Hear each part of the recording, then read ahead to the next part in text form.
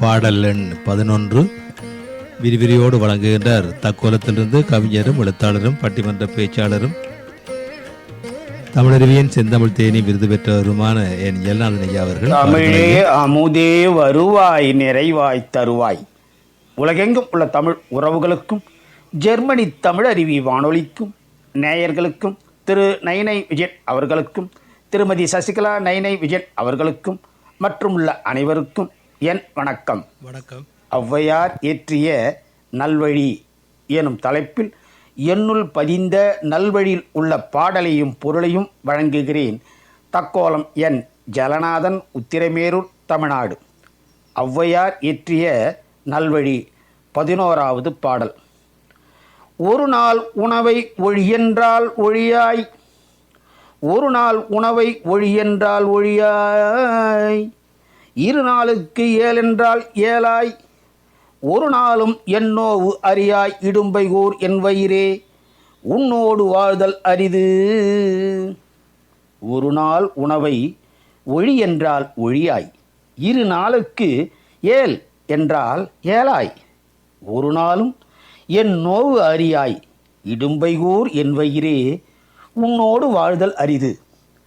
இடும்பைகூர் என் வயிறே, துன்பம் தரும் என்னுடைய வயிறே, ஒரு நாள் உணவை ஒழி என்றால் ஒழியாய், ஒரு நாள் சாப்பாட்டை விட்டுவிடு என்றால் விட மறுக்கிறாய், இரு நாளுக்கு ஏழ் என்றால் ஏழாய், கிடைக்கின்ற போது இரண்டு நாட்களுக்கும் சேர்த்து ஏற்றுக்கொள் என்றாலும் ஏற்க மறுக்கிறாய், ஒரு நாளும் என் நோய் அறியாய், என்னுடைய வேதனையை ஒரு நாளாவது அறிய மாட்டாய், உன்னோடு வாழ்தல் அரிது, உன்னுடன் வாழ்வது எனக்கு சிரமமாக இருக்கிறது.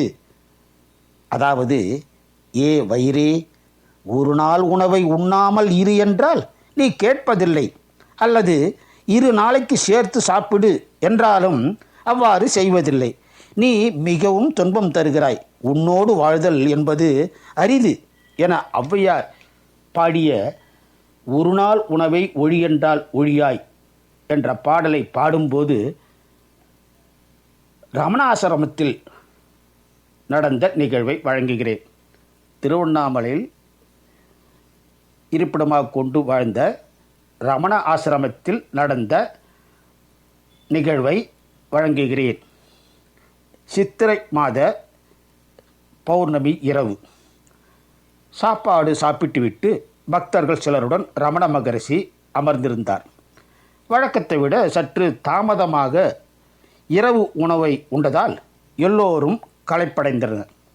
அப்போது அவர்களுடன் இருந்த சோமசுந்தர சுவாமி என்பவர் அறையில் படுத்துக்கொண்டு தன் வயிற்றை தடவிபடி ஔவையார் பாடிய ஒரு நாள் உணவை ஒழியென்றால் ஒழியாய், இரு நாளைக்கு ஏழென்றாய் ஏழாய், ஒரு நாளும் என் நோய் அறியாய், இடும்பைகூர் என் வயிறே உன்னோடு வாழ்தல் அரிது என்ற பாடலை சோமசுந்தர சுவாமி என்பவர் பாடினார். இந்த பாடலை கேட்டுக்கொண்டிருந்த ரமண மகரிஷி அவர்கள் ஔவையார் பாடிய பாடலை சற்று மாற்றி ஒரு நாழிகை வயிறு ஏற்கு ஓய்வு ஈயாய், ஒரு நாழிகை வயிறு ஏற்கு ஓய்வு ஈயாய், நாளும் ஒரு நாழிகை உண்பது ஓயாய், ஒரு நாளும் என் நோய் அறியாய், இடும்பைகூர் என் உயிரே உன்னோடு வாழ்தல் அரிது. ரமண மகரிஷி பாடிய பாடலை மீண்டும் பார்ப்போம். ஒரு நாழிகை வயிறு ஏற்கு ஓய்வு ஈயாய், நாளும் ஒரு நாழிகை உண்பது ஓயாய், ஒரு நாளும் என் நோய் அறியாய், இடும்பைகூர் என் உயிரே உன்னோடு வாழ்தல் அரிது. ரமண மகரிஷி பாடிய பாடலின் பொருள்: ஓ உயிருக்கு உறைவிடமான மனிதனே, வயிறாகிய எனக்கு ஒரு நாழிகை கூட ஓய்வு அளிப்பதில்லை, ஒரு நாழிகை கூட சாப்பிடுவதை நிறுத்துவதில்லை, என் துன்பம் உனக்கு புரிவதில்லை, எனக்கு தொல்லை தரும் என் உயிரே உன்னோடு வாழ்தல் அரிது. ஔவையார் வயிற்றை நோக்கி பாடினார். அதாவது ஔவையார் பாடிய வயிற்றை நோக்கி பாடிய அந்த பாடலுக்கு வயிறு பதில் சொல்வது போல் ரமண மகரிஷியின் பாடல் அமைந்துள்ளது என்றும் குறிப்பிடலாம். இத்துடன் இன்று நிறைவு செய்து தொடர்ந்து வரும் நாட்களில் நல்வழியில் உள்ள பாடலையும் பொருளையும் பார்ப்போம். வாய்ப்பளித்த ஜெர்மனி தமிழருவி வானொலிக்கு நன்றி, வணக்கம். தக்கோலம் என் ஜலநாதன், உத்திரமேரூர், தமிழ்நாடு, சங்கத்தமிழ் இலக்கிய பூங்கா.